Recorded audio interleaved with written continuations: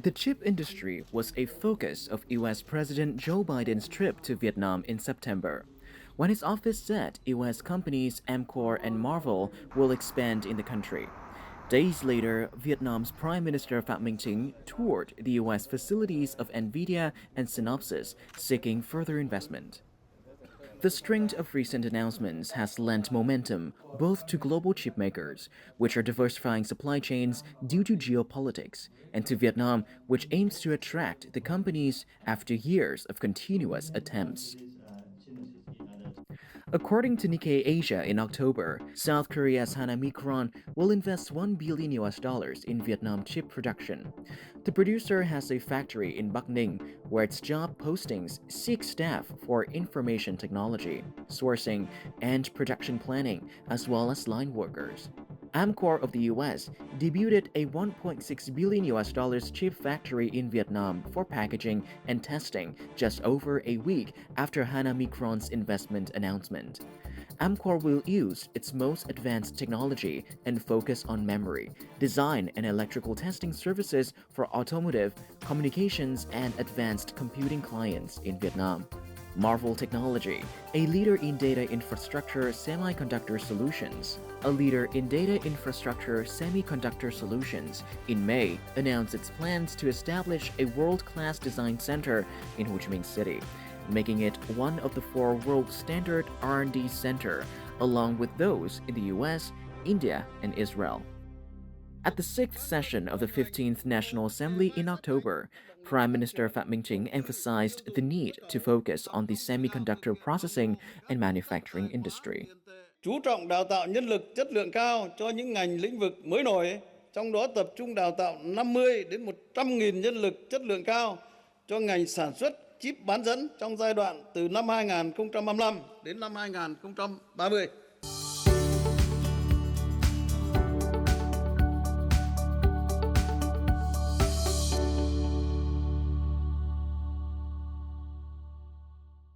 Vietnam has a unique opportunity to develop the domestic semiconductor industry and participate in the global semiconductor value chain. And in fact, this statement has been well reflected through the government report presented by Prime Minister Phạm Minh Chính at the 6th session of the 15th National Assembly on the 23rd of October this year, 2023. And in his speech regarding the main text for 2024, Prime Minister Phạm Minh Chính emphasized the focus on training high-quality human resources for science and technology, with the target of achieving 50 to 100,000 high-quality human resources for the semiconductor industry in the period from 2025 to 2030. So why semiconductor for Vietnam, and why now? And today we are very lucky to have Mr. Robert Lee, Vice President in charge of sales in Taiwan and South Asia, on this topic. Well, Mr. Robert Lee, welcome to Talk Vietnam. Thank you, Lina. Thank you for inviting me. In September, when Vietnamese Prime Minister Phạm Minh Chính visited the U.S. to different chip companies in San Francisco, and I believe Synopsys was one of them. Yes. And you were there. So can you tell us a little bit more about the business sentiments you witnessed during that trip? I think we are grateful that Prime Minister Phan that has opportunity to visit Synopsys headquarters, and particularly after the Biden's Vietnam trip. And that trip signified a milestone for Vietnam's going to the semiconductor IC design industry. And I believe that we also have 2 memorandums signed during the period of time. Mm-hmm. And it's very important for Vietnam really leverage what Synopsys have and to help the Vietnam go into the next phase of the semiconductor IC design industry. Those 2 MOU have different purpose. One MOU is to really focus on how to incubate the new startup company, IC design company in Vietnam. The second one is also provide an infrastructure or advice how to grow the IC design talents for Vietnam, which is very important for the industry going to thrive. Why those 2 particular topics for the 2 MOUs? Vietnam, the IC design industry for Vietnam right now is like a teenager. Mm-hmm. It's about 10 to 15 years. I've been in Vietnam for many years, and I see the growth for the IC design industry. And right now it's the young teenager stage. Right now, you want to go into the full bloom to grow the industry. You need to pick what you want to do. But most importantly, you need to have those talents, those engineers who are skillful to do the IC design. The point you mentioned, the semiconductor in Vietnam is like a teenager is quite interesting. Teenager is an age when you see a lot of growth, potential growth into adolescence. Yes. What do you see the potential in Vietnam? So the reason I'm using teenagers because after you get your high school done, you need to get into the university. And once in university, you need to decide what major you want to go. That will determine your next phase of your destiny. And so when I say Vietnam is like a teenager, is because the semiconductor industry is a very vast and complicated industry. They are manufacturing, they are design for IC, and they are packaging and testing. So each different phase require different skill set and different investment. And for Vietnam, I think that as a teenager, the good thing is that there's a lot of successful or failure experience ahead of them. So Vietnam need to closely watch and also learn from those success and failure. For example, right now, the foundry, there's a lot of investment required in the foundry. For advanced design, it probably require 10, 20 billion or even up to 50 billions to invest the advanced manufacturing. But for IC design, the same amount of money, you can do a lot of IC design for the whole industry. So being new to the industry, Vietnam need to carefully choose your strategies to get into that. Vietnam began chip production in 1979 with the establishment of the Z181 factory, which spun off from a physics lab of the Vietnam Military Technical Institute. The factory was responsible for producing 2 product lines, including chip components and semiconductor manufacturing equipment. Vietnam started drawing the attention of many chip manufacturing corporations in 2008. During this period, the Vietnamese government implemented several new technology policies to attract foreign investment and create favorable conditions for the development of chip manufacturing facilities. To date, Vietnam's semiconductor industry has attracted many investment opportunities. Specifically, over 40 foreign enterprises are investing in designing, assembling, and testing integrated circuits.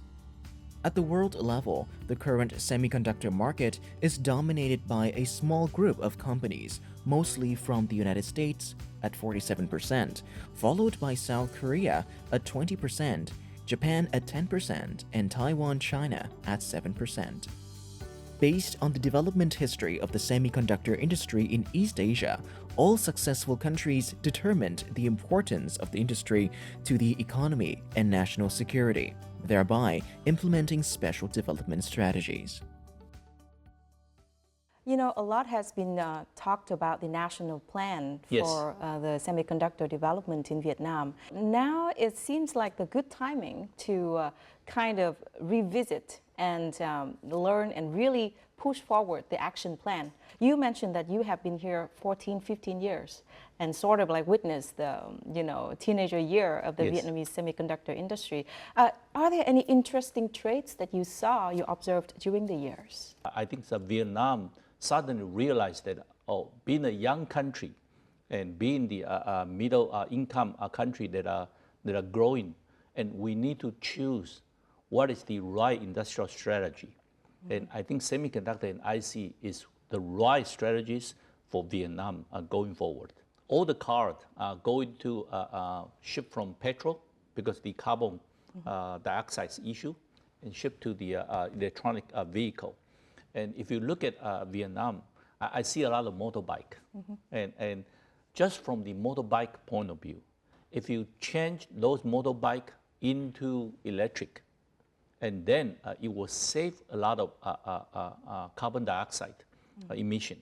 But in order to do that, you need to have some IC, small IC, only small IC to do the battery management. And those small IC, it's not difficult to make within Vietnam.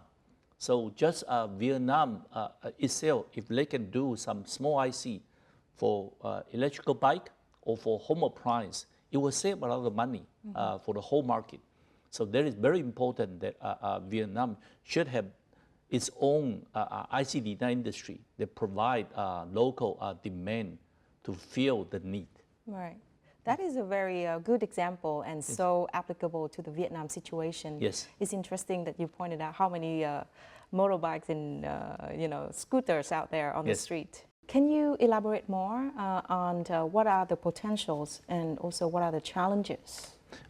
For a country with 100 million population, there's a lot of so-called local demand and different electronic system.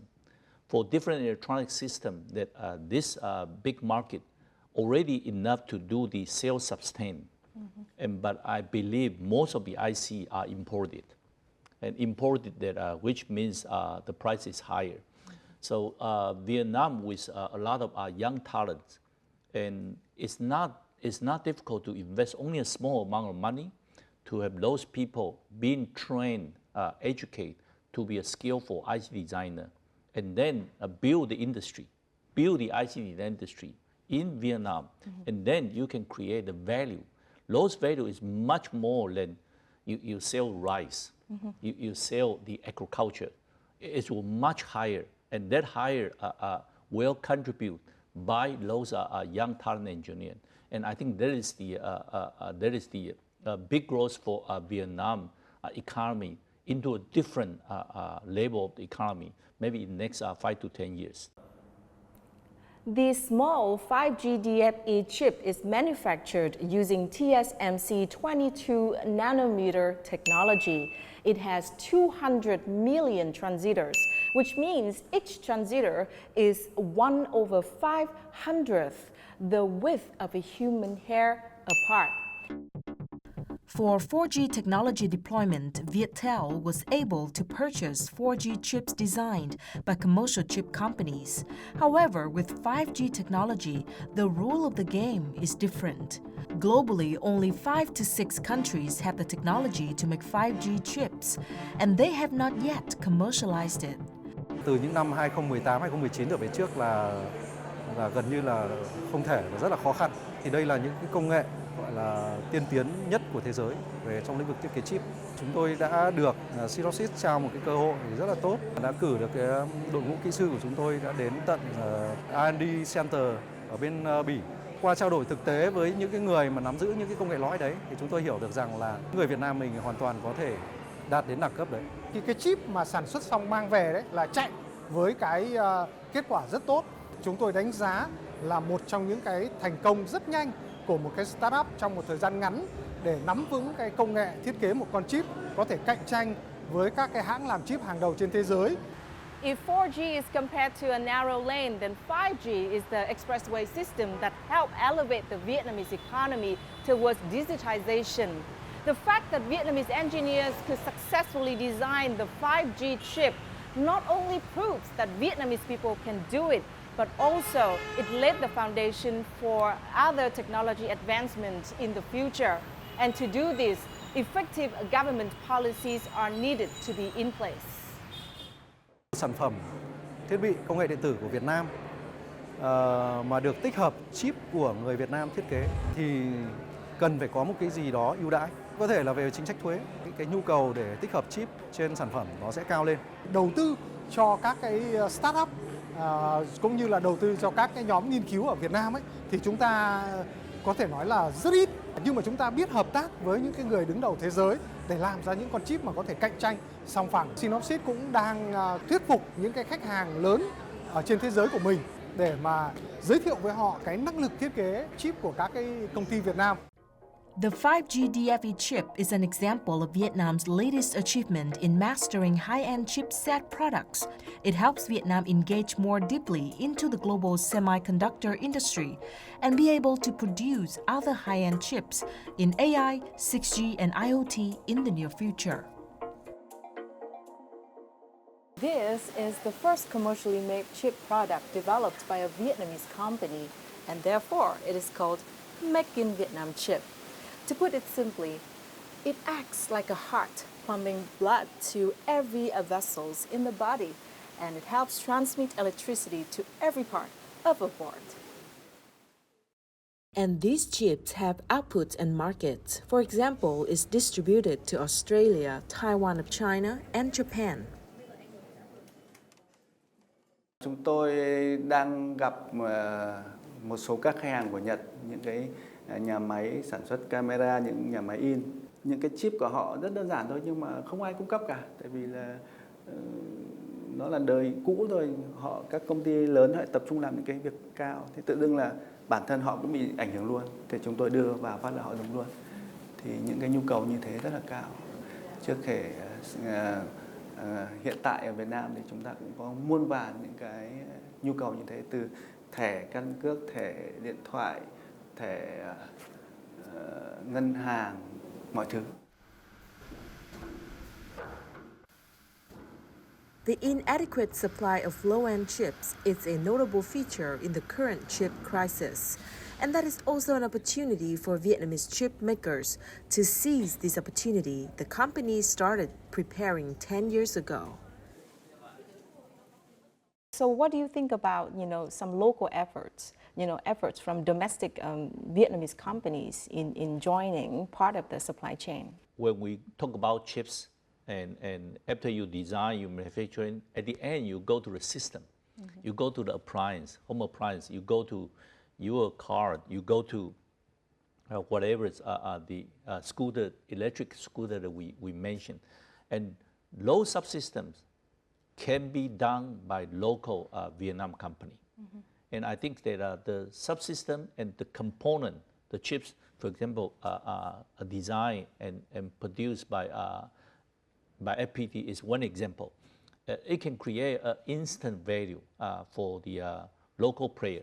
So when I say that the IC design industry in Vietnam, that those people that are willing to jump into the market should think about that. What should they do? Mm-hmm. And can they pick a market segment that is not so complicated, but enough market size for them to jump in? Mm-hmm. And there's a plenty of opportunity for Vietnam's local company to capture.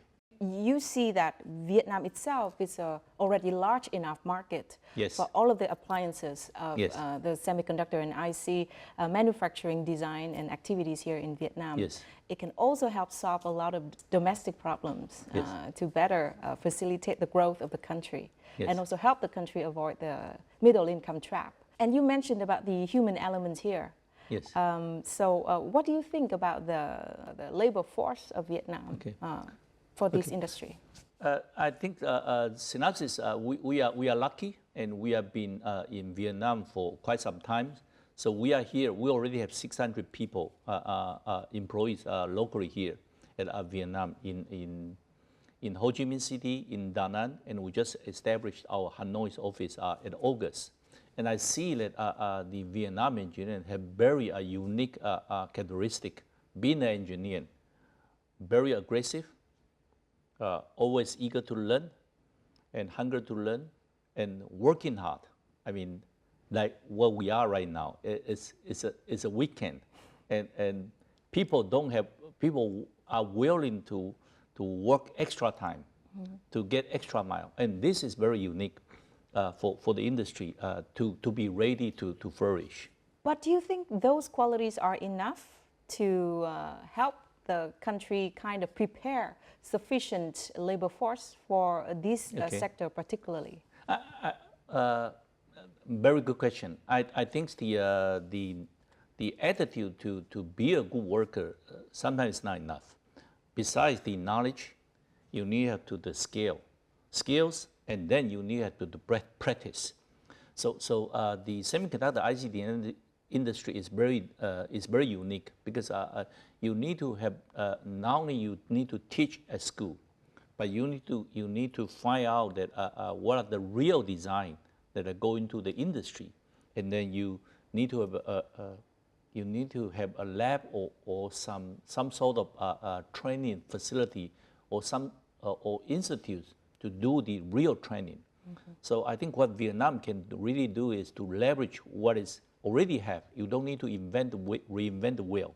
So, for example, Synopsys, we do a lot of worldwide training, as well as some of the upskill training to bring those young talents to be a skillful, ready to use worker. And that is very important that Vietnam can leverage a multinational company like Synopsys to shorten the learning path. Yes. It's interesting you mentioned the real training versus the training in universities and maybe academic institutions here in Vietnam. What do you mean by real training? So IC design is not only on the paperwork, on the lecture, because it requires go through the real chip tape-out design. The real tape-out design sometimes takes 6 months or even 9 months, and you need to have some foundry support, the real chip tape-out. And so let me use in Taiwan as an example. For every IC designer graduate in Taiwan, every IC designer student graduate in Taiwan, they tape out 1 chips before their graduation. Not only doing the coursework at the classroom, but they need to go to the lab and do the real tape design and come out a chip and make sure the chip is working. So this is a big effort, and I think that is what I call that the classroom teaching versus the real work in the IC design. Vietnam currently has about 5,000 engineers working in integrated circuit or IC design.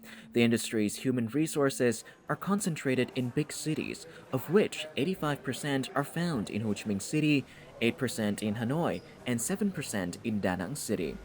Engineers in this field majored in technical disciplines such as electronics, telecommunications, mechatronics and automation at Hanoi Polytechnic University, Hanoi University of Industry, and Ho Chi Minh City University of Technology and Education, University of Information Technology, or Da Nang University of Science and Technology.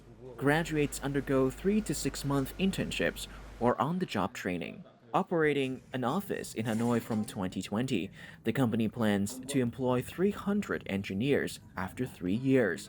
However, up to now, the company has only been able to assemble an 80-strong team of engineers. Although he majored in electronics but did not specialize in circuit design, this fresh graduate engineer was accepted because he had previously completed the company's basic training program. Khóa học thi vào sâu hơn trong quá trình mà mình học hỏi về thiết kế chip. Thì bây giờ mình sẽ biết được rõ hơn là quy trình mình thiết kế chip như thế nào. Các bước thì mình có những cái yêu cầu là gì. Vietnam did not have in-depth training programs on IC design until 2023. Therefore, this business has proactively cooperated with universities to train chip design engineers to meet the company's human resource needs. Nếu mà với các bạn có kinh nghiệm thì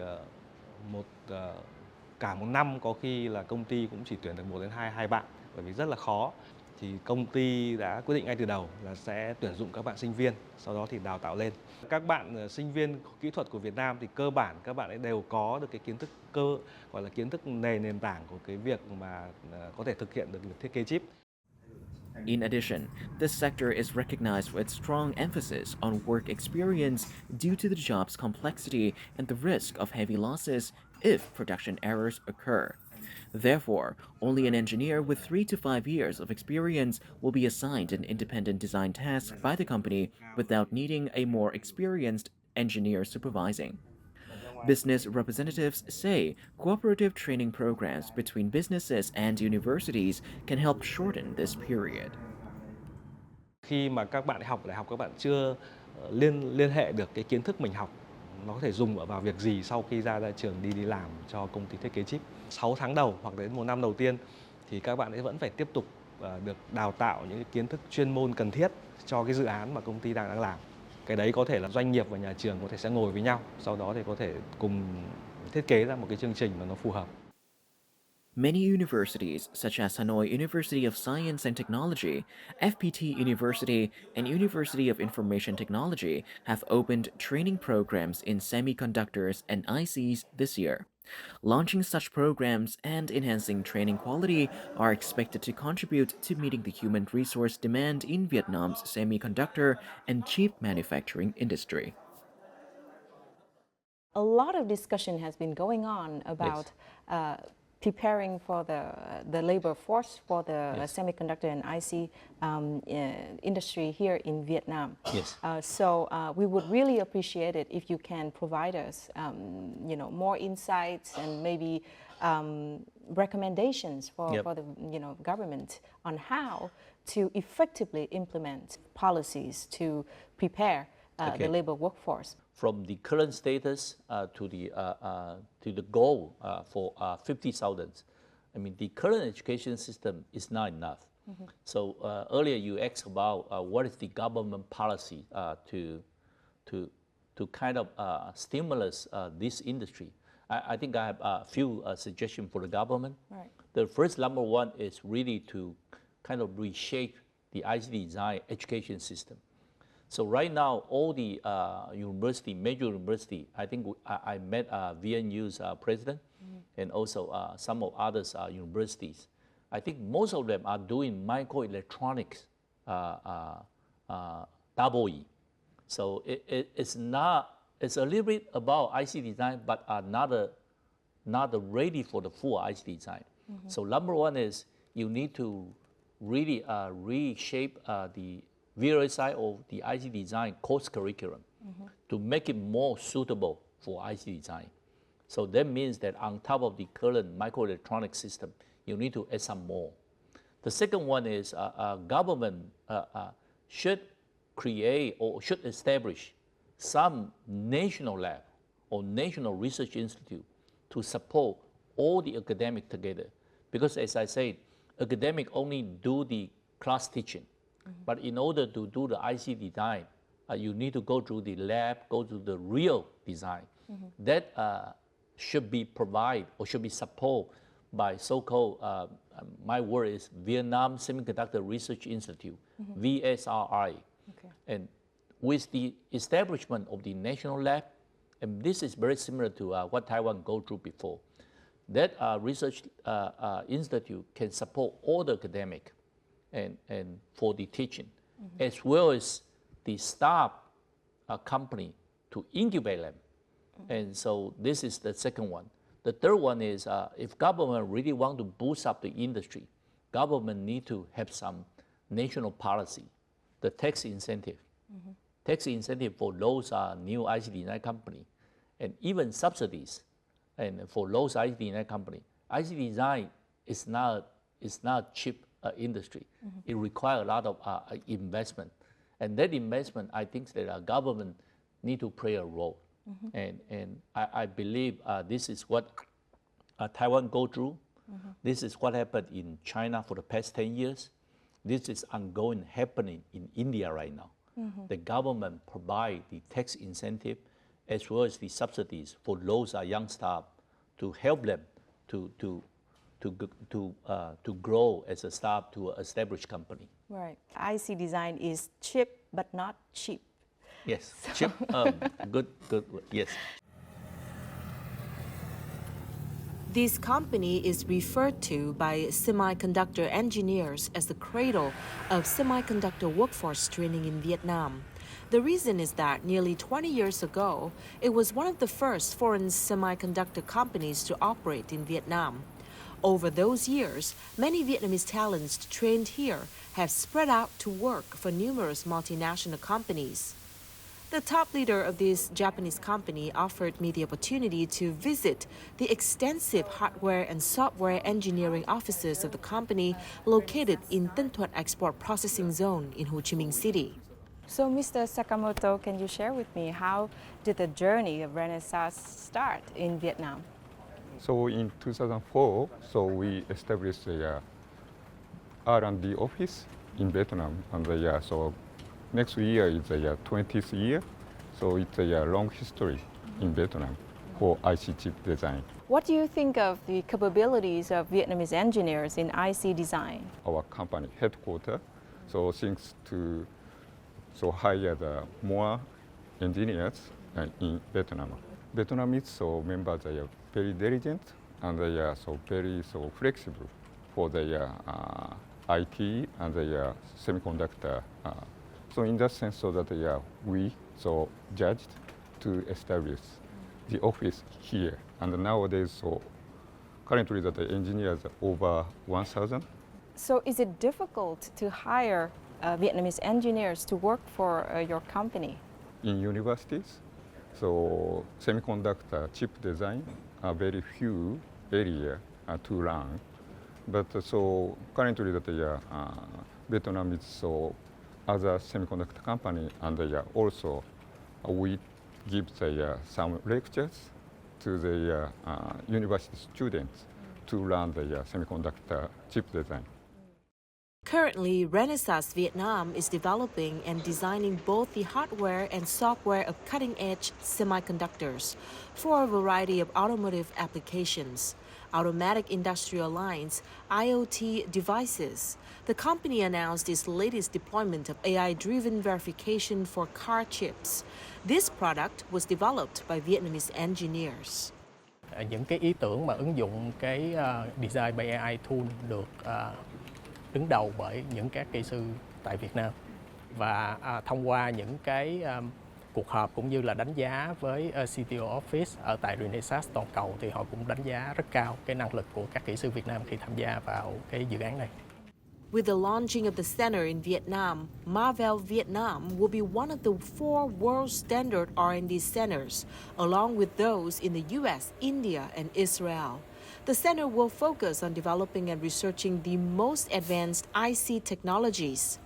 It also doubles as a venue for Vietnamese technology engineers to hone their professional skills, opening up many career development opportunities in the field of microchips and semiconductors. Marvell Vietnam currently has about 300 employees, of whom 97% are engineers. Công ty công nghệ Marvell Việt Nam đang cố gắng hợp tác với các trường đại học quốc gia, đưa ra những cái môn học chuyên sâu về ngành thiết kế vi mạch, đưa những môn học đó vào trường đại học để giúp cho các em kỹ sư có được cái kiến thức chuyên sâu về ngành thiết kế vi mạch trước khi các em đó ra trường. Và khi các em đó ra trường thì các công ty sẵn sàng nhận các em đó vào làm việc. Thì đó là một cái cách hai phương diện, ngắn hạn và trung hạn dài hạn để đào tạo cái nguồn nhân lực ở Việt Nam mình. There are two things going on here. I think in Vietnam, first of all, the government also want to attract investment from multinational corporations so that it can also help transfer the knowledge, develop the local workforce, and expose the Vietnamese laborers to international experience. And hopefully they can contribute back to the country. And then the second thing's going on is domestic companies, Vietnamese companies, can also be stronger and catch up with what's going on in the world. There's no conflict for both approach. Number one, that you need to leverage those successful players, those multinational companies, to get the knowledge transfer, to build up the skilled worker. I mean, I myself, I used to work for a local company, but right now being trained in Synopsys, I pick up a lot of new skills. And there is also truth for those engineers who work in the multinational company. But at the same time, being a Vietnamese, eventually you want to have your own business. So with their experience, either you come back from US or come back from other country back to Vietnam, or you locally build the industry. It will create a lot of synergies, and by partnering with those multinational companies, and also build your own business locally. My impression for our Vietnamese colleagues, they are the most hardworking people that I met so far. And I think that we are very willing to continue to grow our team as long as the talent allowed. And I'm sure for those 40 plus companies that I met a couple of their leaders, like Renaissance, Marvell, Ampere, they are all eager to expand their Vietnam site. And being said, I think the local talent's quantity and quality, they are both good. And so that is very rare in current stage in worldwide right now. Vietnam right now is very balanced, have both quantity and quality. So you think Vietnam already have that equilibrium right now? Like both quantity and quality? With appropriate training. Okay, again, with appropriate training. So I think the appropriate training I mean, for industry that you are going to flourish for another 10 to 20 years, I mean, spend 6 months, 12 months to ramp up the talent is not an issue. And so that's what I mean, that I think it's not, from the skill set, it's not ready, but with appropriate training, it can be ready. So let's say that if we can have appropriate training, do you think from now until 2030, do you think it's too short? It's achievable, or what can be done? From the talents and the initial stage, I think the 5 to 7 years is a good target. Wow. It's a good target. It's a good target to have some new startup and just started. But if you want to make the whole industry become crucial component for the Vietnam GDP, probably another 5 to 10 years. I would say that until 2030, next 5 to 7 years, is very important period that government need to focus on the area of investment and then prepare for much longer economic growth with high value export. And then what can MNCs like Synopsys can help? Vietnam right now is the follower for the industry. And being a follower, they are good and bad. The good thing is that you see a lot of already a lot of successful experience. You know how to leverage. So we can be leveraged. I mean, we are here. We invest our R&D center here, and we also provide some of the training course curriculum as well as program to different universities. And also we encourage to set up the incubation centers. We can help them. And most importantly, I think we can also help to train the trainer, because there's not enough trainers for the whole industry. Right. And we can be part of that. And of course, with our experience in different countries, like myself, I spent most of the time, 20 plus years in Taiwan, and I also experienced in China, also experienced in India. I know exactly what is needed. So we can be a consultant to the government to help to shorten the ramp-up period. Right, right. Yes.